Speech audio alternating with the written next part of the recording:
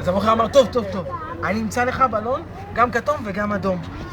חיפש, חיפש, חיפש, חיפש, חיפש, חיפש, פתאום מצא.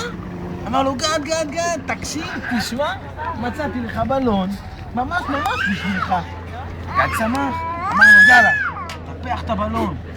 הרביץ, כאילו, נפח. נפח.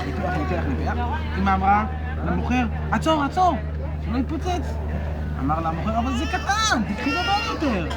אז גד אמר, כן, אמא, עוד קצת וזהו. קצת וזהו. ניפח. ופתאום, בום! התפוצץ הבלון, וגד התחיל לבכות, ואמר למוכר, נעלמתי ממך, אני לא רוצה לדבר איתך, אני לא חבר שלך, לא רוצה לישון אותי. אז אמא אמרה לו, טוב, תקשיב גד, פעם אחרונה שאנחנו קונים בלון.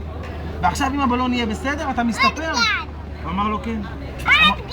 עוד גד. עכשיו היא אמרה לו, איזה בלון אתה רוצה? איזה צבע? כתום וירוק. איזה צבע גד רוצה? כתום וירוק. איזה צבע גד רוצה?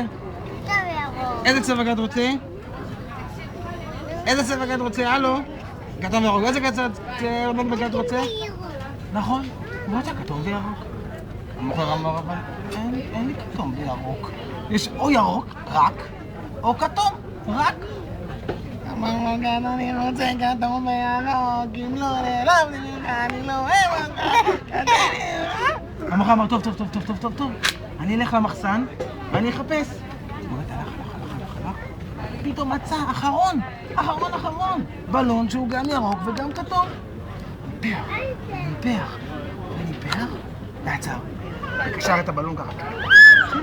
והביא לגד, הנה הבלון שלך. וגד שמח. הבלון לא מתפוצץ, הוא לא נקרע. זה גם כתום וגם ירוק כמו שרציתי. אני לא עצוב, אני לא בוכה, אני לא נעלד, לא, הוא שמח. ואז אמא באה ואמרה לו, ועכשיו גד, מה הבטחת לי? אמר לה, אמא, הבטחתי לך שאני אסתפר.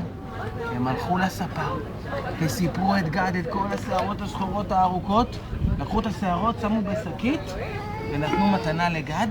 ומאז גד, כי הוא רצה לשמור על זה קצת, ומאז גד מסתובב עם הבלון הכתום וירוק ואומר לכולם, היי, יש לי בלון כתום ירוק. מחיאות כפיים לסיפור, מחיאות כפיים מהצד הזה.